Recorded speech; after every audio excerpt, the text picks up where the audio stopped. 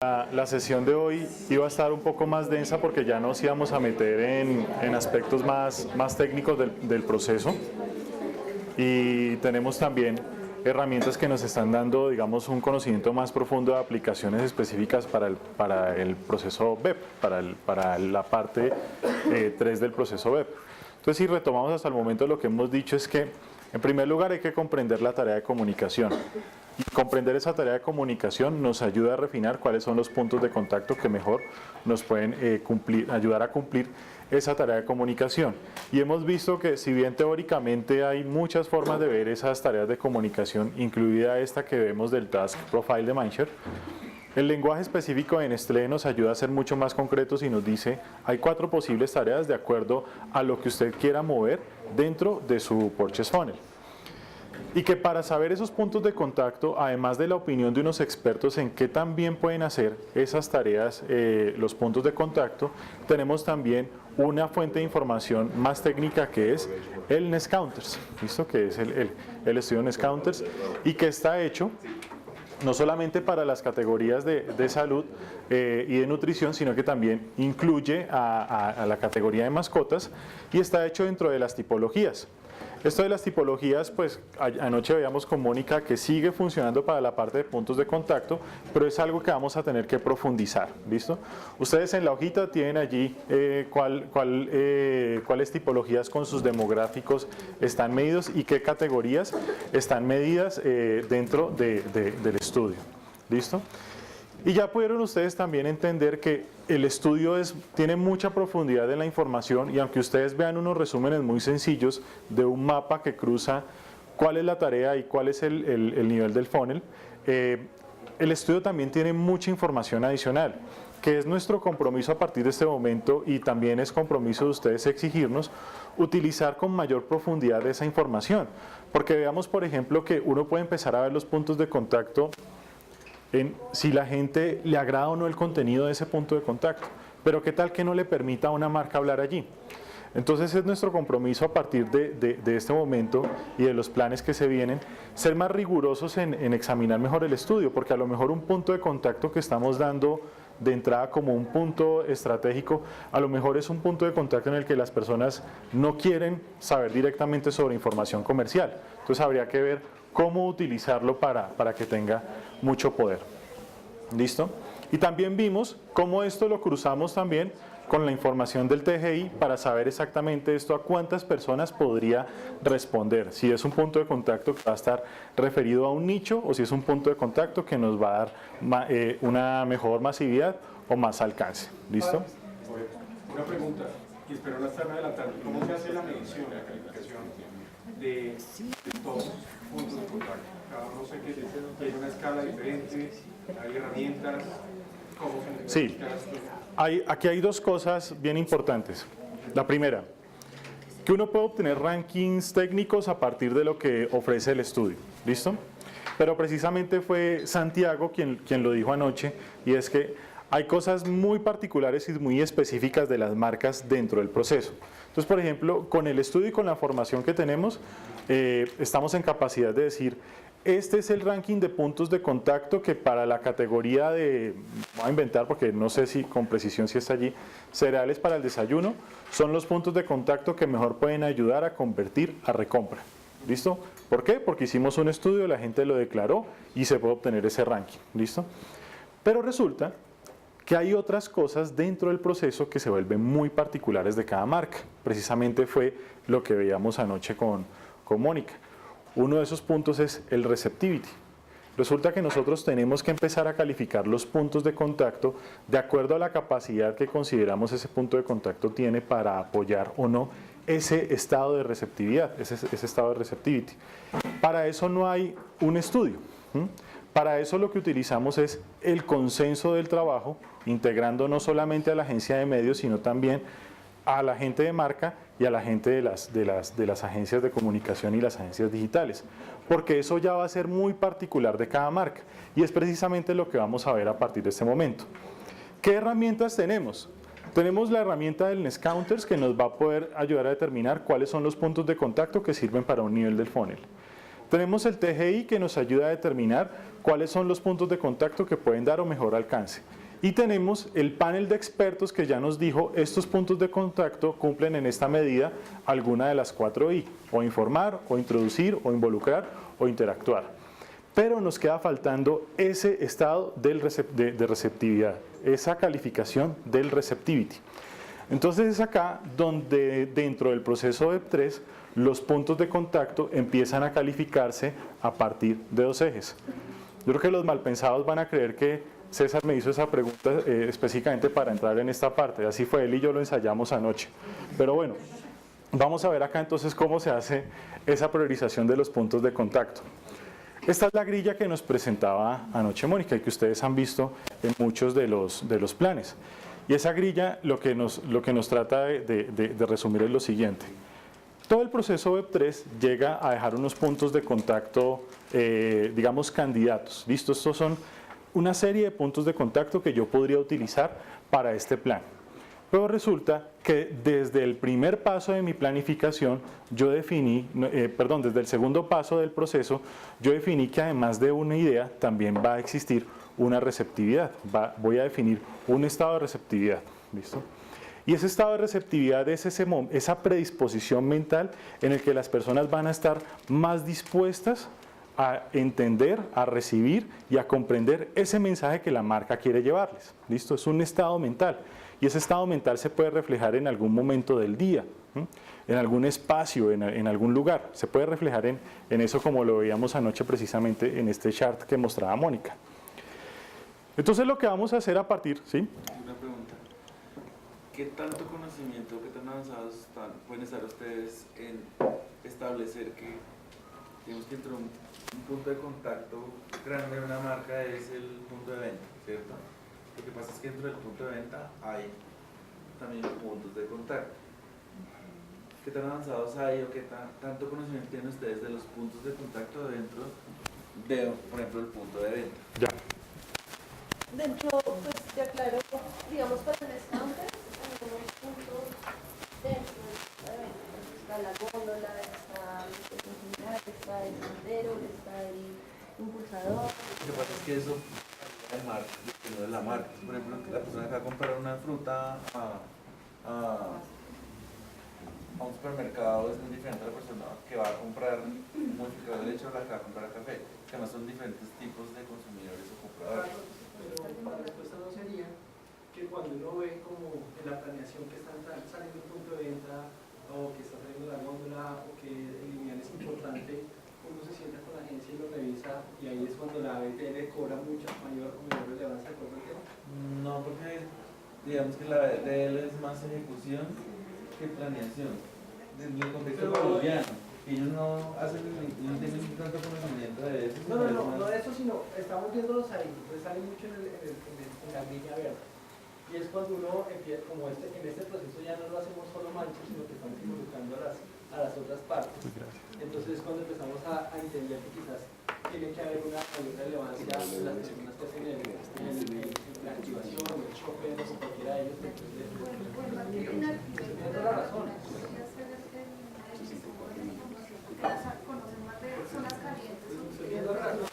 No, es que hay información o no hay información, porque es que todos tenemos percepciones. Yo puedo creer que el punto de contacto más relevante es la góndola, pero resulta que no, resulta que es la caja registradora. Y no es que yo piense en lo que yo creo, sino es, ¿hay información o no hay información? Carlos, el Scounter sí tiene puntos de contacto dentro del punto de venta. Digamos que no tiene hoy en día el 100% y están asociados a la categoría, es decir, a la persona se le pregunta, cuando usted va a comprar un modificador de leche, digamos, o va a comprar un café, ¿sí? ¿Cuáles de estos le ayudan a conocer más el producto, a tener más información sobre el producto, a tomar una acción de compra? Y si está saliendo degustaciones, o sea, para cada categoría no es la misma respuesta, es decir, no está asociada a la misma respuesta de degustación. Lo que sí vemos es que productos de confitería, eso es más, es decir, ranquea muchísimo más que las otras categorías. Pero ahí está evaluado para cada categoría, digamos que los puntos básicos dentro del punto de ¿sí? Que nosotros podemos ir un poco más hoy en día, sí, digamos que es la tarea de cuando vamos a hacer el estudio, es cada vez tenemos que ir más a detalle de más puntos de venta. Adicionalmente, nosotros desde Nestlé sí tenemos una estructura que, digamos que desde el Chopper venimos trabajando ya un poquito lo que hablaba ayer Fabián, de partir desde la ecuación de crecimiento de las marcas, saber si necesitamos mayor penetración, mayor frecuencia, y entendiendo después el recorrido al punto de venta, que es un estudio que Paula Giraldo pues, está desarrollando y desarrolla con algunas marcas en términos de Chopper, entendiendo ese momento cuáles son los puntos de contacto claves. Y ya existe una matriz Nestlé, que es un juicio de expertos, de decir, si yo lo que quiero es penetración o quiero frecuencia, dentro del punto de contacto es más relevante estos o estos otros puntos de contacto. ¿Qué es lo que podemos hacer? Incluirlo en este momento en esa decisión. ¿Qué es lo que se ha hecho, digamos, con Fabián estuvimos en Perú en un workshop de Clean, ¿no es cierto?, donde, ¿qué se hizo? El Activator, que es el de investigaciones, que es el que sabe toda la ruta del Chopper, llegó y dijo, vea, para estas necesidades es importante incluir estos puntos de contacto dentro del Chopper, que se incluyeron en el momento de definir esto, ¿sí? Es decir, con ya conocimiento previo y también con los estudios que estaban pues, generados por otro lado. Y para que tengas el estudio Chopper que ya hizo Paula, ahí está todos los puntos de contacto y a dónde están dispuestos sus consumidores a observar o dónde no. O sea, lo puedes cambiar esa categoría. Sí, y acuérdate que el entonces es por tipología y por categoría. Entonces, me gustaría tratar de resumir lo que se ha dicho y, digamos, admitir una deficiencia. Es que hay un conocimiento, hay una información dentro del Counters, pero hay que admitir que es limitada. ¿Quién tiene mejor conocimiento? Las personas de Nestlé que se encarga de esto, como ya se ha dicho, las personas que más conocen de Chopper y que conocen de activación dentro del proceso. Entonces, ¿qué deberíamos hacer a partir del momento? Involucrar mejor a esas personas. Vimos unos procesos con Purina el año pasado donde algunas personas de Chopper estuvieron involucradas y si no estuvieron involucradas por lo menos empezamos a considerar los puntos de contacto. Lo que hacíamos para eso es esa ecuación y me gustaría tomarme un momento acá para explicarlo. Cuando pensamos en los planes, muchas veces pensamos en la persona que es objetivo de la comunicación. A veces corremos la fortuna de quien va a ser objetivo de la comunicación es el consumidor y al mismo tiempo es el comprador. Pero hay categorías donde el rol de comprador lo tiene otra persona. Entonces, para comprender mejor ese rol del comprador y saber cómo activar eso en la comunicación, esa ecuación de la que les habla Daniel es algo que vamos a tener que incorporar cada vez más en los planes. En ese proceso de Purina lo pudimos hacer, tenemos que hacerlo también para los procesos. Entonces, para comprender eso cómo se hace, veamos este cruce acá. En primer lugar, se define una ecuación de crecimiento. Eso lo ayudan a hacer las personas de Chopper dentro de Nestlé. Ellos nos ayudan a identificar cuál es la oportunidad para nuestras marcas. ¿Será que yo tengo que aumentar la penetración en una categoría donde todavía mucha gente no consume y el potencial es muy alto? ¿O yo tengo que lograr que las personas compren en una mayor frecuencia porque a lo mejor hoy tienen un consumo de una vez por mes y podrían llegar a tener un consumo de 2 veces por mes? ¿O yo podría hacer que cada vez que una persona haga un acto de compra, compre un mayor volumen y por lo cuanto eso me represente un mayor desembolso? ¿Listo? Entonces uno podría hacer eso. No, mire, es que muy poca gente en el país consume Milo. Deberíamos aumentar la penetración de hogares que consumen Milo. O están comprando Milo solo una vez cada 2 meses. Deberíamos lograr que una vez al mes compren. O están comprando solamente las presentaciones de 200 gramos. Deberíamos lograr que compren las presentaciones de 400 gramos. ¿Listo?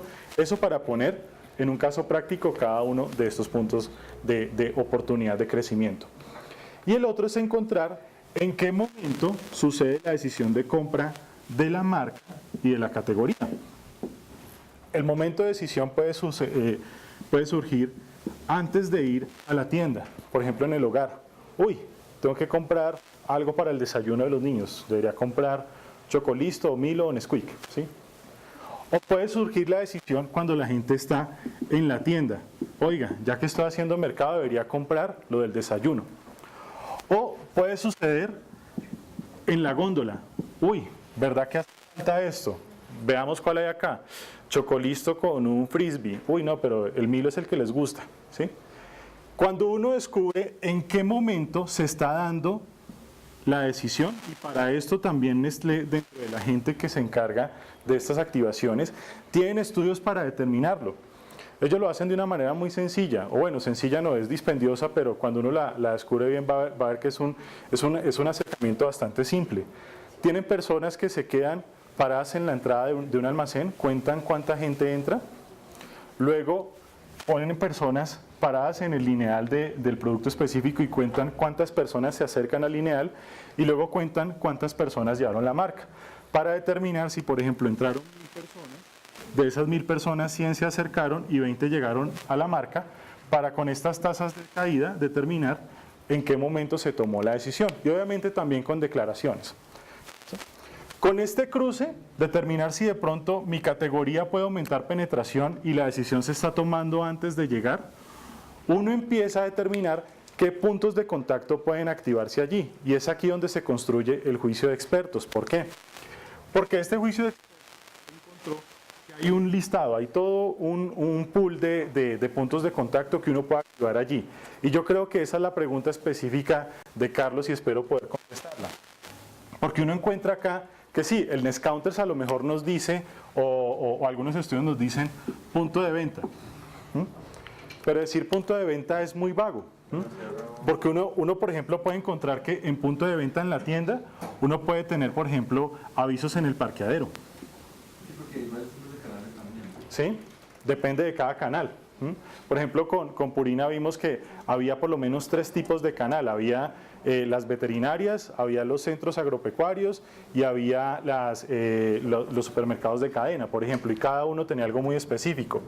Por ejemplo, cuando la gente está en la tienda, uno encuentra que puede tener floor graphics, por ejemplo. Cuando la gente está en el lineal, uno encuentra que puede tener... Cuando hacíamos esto y traíamos esto del conocimiento internacional y también del conocimiento que localmente se tiene, en cada uno de esos cruces encontrábamos que pueden existir al menos 10 puntos de contacto, ¿sí? O sea que la grilla nos estaba dando al menos unos 10, 20, 30, 40, 50, 60, 90 puntos de contacto diferentes. Entonces, punto de venta se vuelve muy extenso, pero se vuelve muy específico cuando uno descubre cuál es el cruce en el que quiere y tiene la oportunidad para la marca.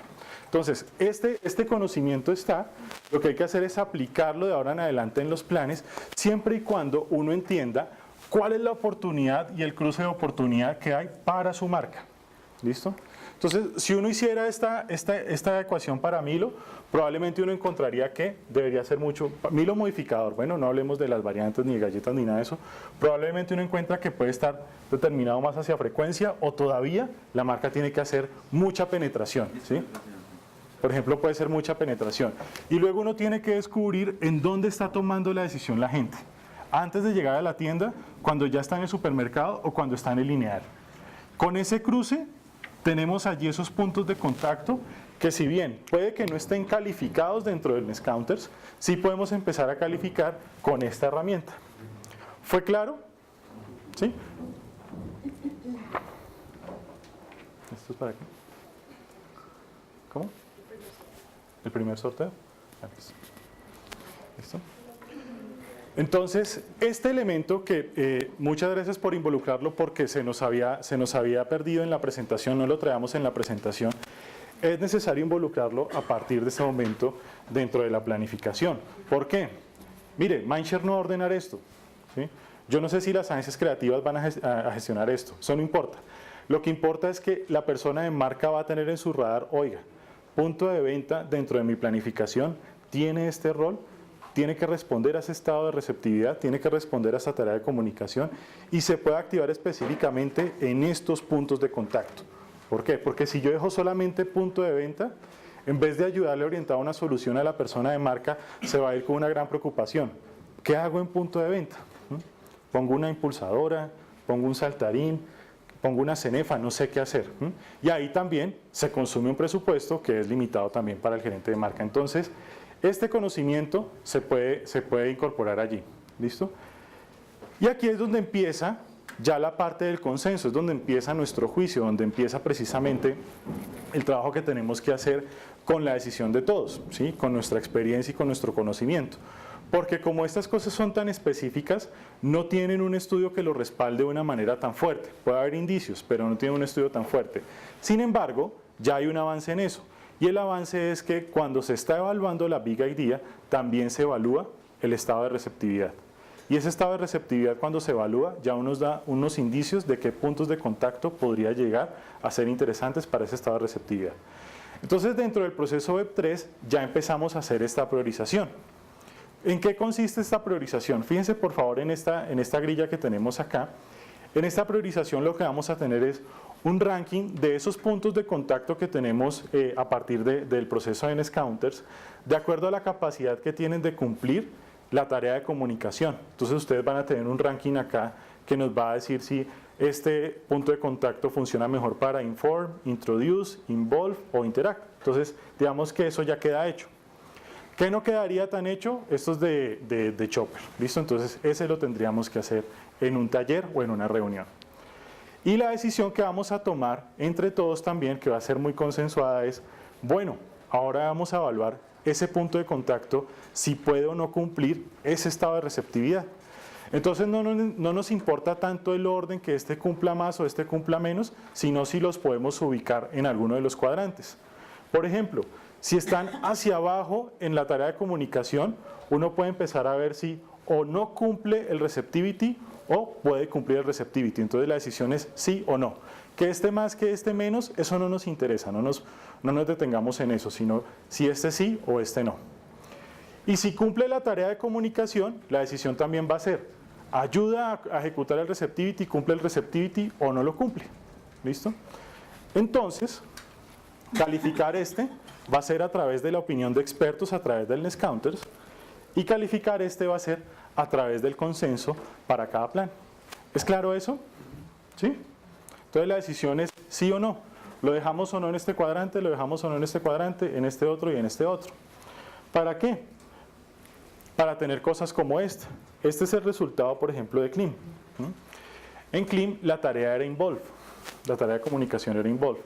Y el receptivity era cuando esta persona, cuando esta mamá busca validar las opciones para su hijo. ¿Sí? Entonces, en el consenso que tuvimos con Mindshare, con Daniel, no recuerdo quién más estuvo involucrado acá, pero al menos comunicaciones y Mindshare estuvieron allí. Empezamos a decidir si estos puntos de contacto que teníamos como los potenciales servían o no para darle resonancia a ese estado de receptividad. Cuando una mamá está buscando validar las opciones para sus hijos. Entonces nos sentamos, no, mire, sí, el contenido que puede encontrar, por ejemplo, en medios de autoridad, sí le puede ayudar a validar eso. Lo que encuentra en televisión también le ayuda a validar eso. La información que encuentra en el empaque también. Pero no le ayuda mucho, por ejemplo, estar simplemente en un centro comercial o estar en una panadería. ¿Listo? Entonces, esas decisiones, esas discusiones que tenemos allí son las que nos ayudan a ubicar si esto cumple o no ese estado de receptividad, ese receptivity. Entonces, eso se construye a partir del consenso. Sin embargo, también, les vamos a dar con un ejemplo de Nescafé México. También se suelen usar fuentes de información como estudios. ¿Para qué? Para sustentar mejor esa información. Por ejemplo, una buena práctica para esto es que cuando uno llega a esa decisión, la documente. ¿Por qué dijimos que ese punto de contacto sí servía o no servía para eso? Entonces, por ejemplo, la gente de Nescafé, en el equipo de México, dijo, no, mire, cuando hagamos una promoción o un bonus pack, eso va a servir para el estado de receptividad y estamos diciendo que funciona porque involucra altamente a las personas en un punto en el que están decidiendo la compra y donde son sensibles al precio. Además, se les puede dar una gratificación instantánea y una recompensa que los haga sentirse especiales. Entonces, queda muy bien justificado por qué estamos diciendo que eso está allí. ¿Listo? ¿Por qué tomamos esa decisión de dejar ese punto de contacto en ese nivel? ¿Listo?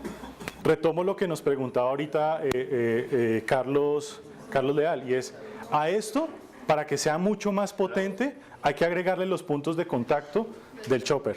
¿Listo? Entonces, debe haber algún momento dentro del chopper, por ejemplo, alguien que esté considerando comprar una maquinita de Nescafé Dolce Gusto, donde yo puedo aprovechar en un punto de contacto que a lo mejor no está contemplado acá, para aprovechar ese estado de receptividad o poder informar. ¿Listo? Entonces, lo que le falta a esto para que sea mucho más potente y poder trabajar en el resto del ejercicio es involucrar los puntos de contacto de chopper. ¿Listo? Bueno. Finalmente, para finalizar esta charla, que hoy fue mucho más rápida que la sesión pasada, vamos a acabar sobre las 10:30 o antes. Queremos transmitir ese mensaje o empezar a transmitir ese mensaje del que hablábamos también anoche con Mónica. Y es, empecemos a hablar de plataformas que vamos a activar por ideas. Y es el ejercicio tan interesante que estamos haciendo con el proyecto de Chocoleche. Lo que estamos haciendo es que estamos empezando a pensar en que hay puntos de contacto que usan un mismo lenguaje. Por ejemplo, uno podría pasar de un abordaje en el que el dispositivo ya no va a ser, ya no va a depender tanto del contenido. Por ejemplo, uno puede pensar que una mezcla de medios es algo como esto, que una mezcla de puntos de contacto es algo como esto. No, mire, voy a hacer televisión, voy a hacer impresos, voy a hacer internet, voy a hacer exteriores y voy a hacer radio. Y uno podría pensar que la mezcla de puntos de contacto es esa. Pero ¿qué tal si uno empieza a integrar el lenguaje y dice, no, yo puedo desarrollar más bien contenido y mi mezcla de puntos de contacto, mi mezcla de activación ya puede pasar a considerar algo como esto? Yo quiero hacer algo de video y el video, independientemente del dispositivo, va a tener ese contenido. Yo quiero activar algo auditivo, yo quiero que la gente active una recomendación a partir de lo que se le puede decir en radio, o por ejemplo a través de un podcast, o a través de una emisora online, o a través de una recomendación. Entonces yo activo son contenidos de audio, pero luego necesito profundidad, y en esa profundidad yo quiero que la gente lea en detalle, que la gente se informe. Entonces a lo mejor puedo tener contenidos de texto. Entonces lo que queremos es que esto trascienda y se vuelva, la palabra que emplea Paula Gaviria para esto es liquid, que sea como pensar en el contenido y que ese contenido se traslade al dispositivo que sea necesario. ¿Listo? Entonces, por allá veíamos al inicio ese mapa del mundo, y ese mapa del mundo nos decía que a lo mejor el mundo no es como hemos pensado siempre. Y eso suele suceder en comunicación. Queremos ver un caso que se mete con cosas que uno dice, no, uno que se va a poder meter con eso. ¿Qué tal si una big idea fuera, ¿sabe qué? Hagamos que toda la gente se ría en la cédula de ciudadanía. ¿Qué tal si una big idea fuera eso? No, esa big idea, ¿qué le pasa? O sea, ¿cómo se va a meter? Que Nescafé Milo se meta con la cédula de ciudadanía. No. Siguiente. ¿Qué tal que eso pudiera suceder?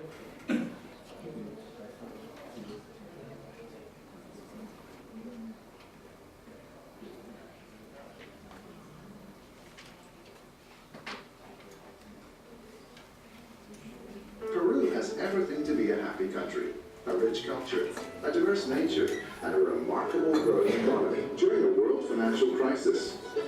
But somehow, when it comes to the happiness index, Peru is still ranked as one of the lowest in the region. Coca-Cola decided to change this, one Peruvian at a time. For some reason, all Peruvians appear in their identity card with the same old sad face. Although in Peru, there isn't a law that forbids you to smile when you get your ID. That's where Coca-Cola found an opportunity to spread happiness all across the country. Coca-Cola presents the Happy ID. Since you have to take your own pictures to make your ID, we installed free photo booths and strategic points all over Peru. To have your picture taken, you didn't have to push any button.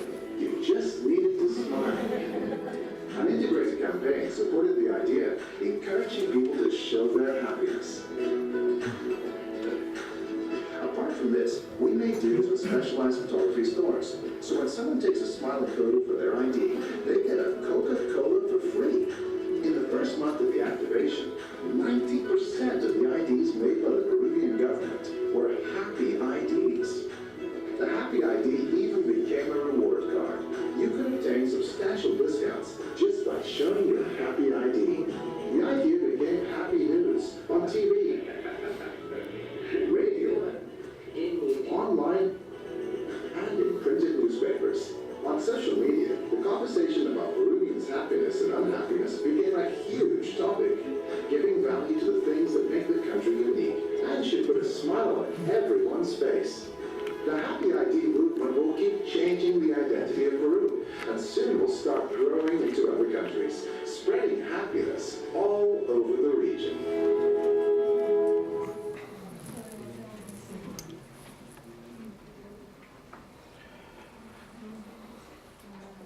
Este caso acaba de ganar el Cannes, el Grand Prix de Medios en Cannes. Y es una idea que uno piensa es bastante sencilla, pero que uno puede empezar a limitarse entre hacer que la gente se ría en la cédula. Mire que sí se puede. Si uno aplicara ese esquema que nos mostraba ayer Mónica y que ya Ogilvy, por ejemplo, trabajó con él para la idea de Xinjiang, explicar la idea en 140 caracteres, explicar cómo se va a explotar y todo, uno puede empezar a pensar, mire, eso fue como, la gran idea es Happy ID. ¿Qué queremos? Aprovechar las tecnologías de reconocimiento facial para que las fotografías solamente se tomen cuando la gente sonría y que esa sea la foto que lleve para la cédula.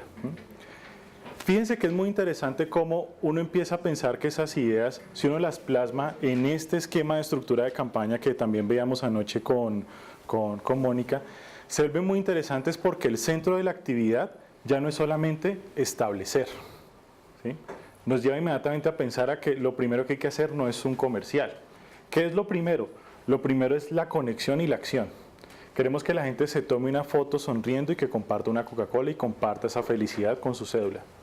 Y fíjense que televisión, aquí fue bien interesante porque se convirtió en un medio ganado. Ellos no se aprecia en el caso, no sabemos con exactitud si lo hicieron, pero no se aprecia en el caso que hayan desarrollado exclusivamente un comercial, sino que lo que salió en las notas de prensa fue completamente ganado. ¿Sí? Mira, ahora la gente se ríe en la cédula, tal. ¿Listo? Y televisión ya se vuelve un medio que multiplica, que uno pensaba que televisión era un medio para solamente establecer, pero fíjense que televisión fue un medio que ayudó a multiplicar y fue ganado, en el esquema que veíamos en la sesión pasada de medios pagos propios y ganados. Queríamos cerrar precisamente con esto porque ese elemento de clasificación de los puntos de contacto en el receptivity en la tarea de comunicación, junto a la concepción de esa idea y junto al desarrollo de plasmar lo que puede ser esa idea en esta estructura de campaña, queremos que en adelante nos dé el poder de ejecutar ideas bien interesantes. Estamos empezando con el proyecto de Xinjiang. En ese proyecto de Xinjiang, ahorita Luis Fer nos va a ampliar un poquito la información, pero lo que hicimos con Ogilvy fue empezar a calificar los puntos de contacto, ya no solamente con el receptivity, con el punto de la tarea de comunicación, sino también empezar a darles un contexto. Resulta que la gente de Ogilvy desarrolló la idea, ¿sí? Y todas las agencias también van a empezar a trabajar en esto. Publicis, McCann, JWT van a empezar a trabajar con esto. El siguiente paso fue empezar a calificar los puntos de contacto en este eje. El punto de contacto no es crítico para la idea, o sea, la idea puede verse en otro punto de contacto o definitivamente la idea no puede vivir sin este punto de contacto. Y este punto de contacto es fácil de hacer o es difícil de hacer.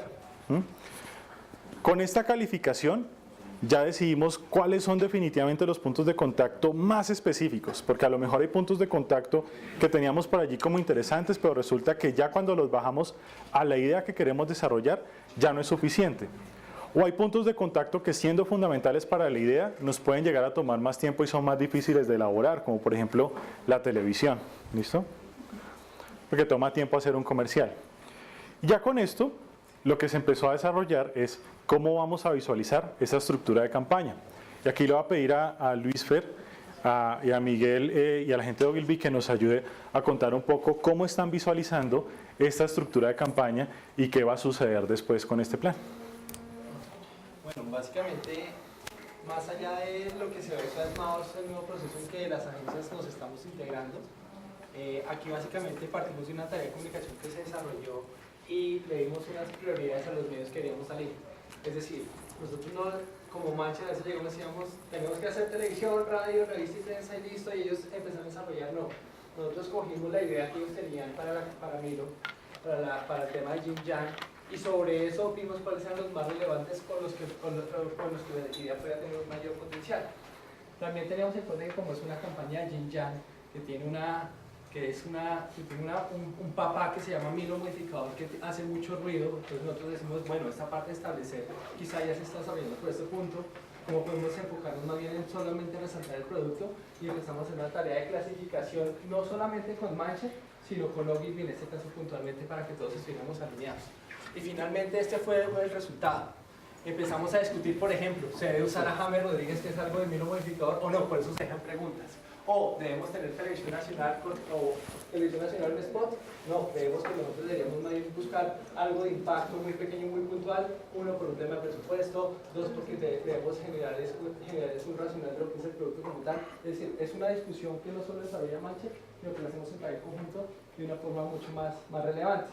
Y al final el ejercicio lo que nos va a permitir es decidir en conjunto es dónde vamos a enfocar nuestros esfuerzos de producción, o sea, no como ayer hablaba Mónica, que todos llegaban con el key visual de campaña o con la estructura de cómo va a ser el comercial, sino que aquí decidimos es mirar hacia dónde podemos llevar la tarea o hacia dónde podemos tener unos puntos de contacto más importantes, que obviamente la marca todavía no los ha visto, los va a ver el miércoles, pero entonces no voy a adelantar, pero sí, es más allá de los puntos de contacto, cuáles deben ser, es cómo logramos esta tarea en conjunto de conversión. Miguel y Felipe, creo. No, aquí un poquito lo que vemos es decir, en todas las campañas que van a empezar a ver están esos 4 puntos pues, principales, que establezca el mensaje, conecte el mensaje, genere una acción a partir de ese mensaje y posteriormente pues haga una amplificación de ese mensaje. Entonces, como eso es tan cuadrado, entonces es más fácil si uno empieza y para el creativo usted muestra eso y dice, pero venga, ¿yo por dónde empiezo? ¿Yo por dónde empiezo a generar todas las ideas? Entonces lo relevante ahí es darle un rol.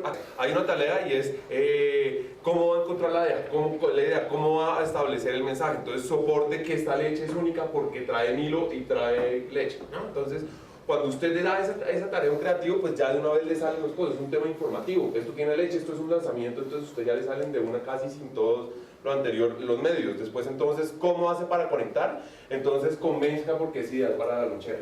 Vea por qué la lonchera, qué está pasando, la lonchera de antes era con guayaba, hoy la lonchera así. O sea, hay diferentes cosas cuando uno ya plantea la tarea cuando hay de conectar. La acción, pues obviamente generalmente, a menos de que sea una campaña de branding, la acción va a llevar a la compra. ¿Cómo hacemos para que compre? Entonces también de la tarea es refuerce todo lo anterior, refuércele nuestros puntos, diciendo esto y esto y esto. Y al final es, vea, el insight es este de la marca, cómo nosotros llevamos esto a que la mujer lo amplifique y no es, o sea, lo más fácil y el vicio más fácil es que le diga a las amigas esto, que vaya a hacer esto, no.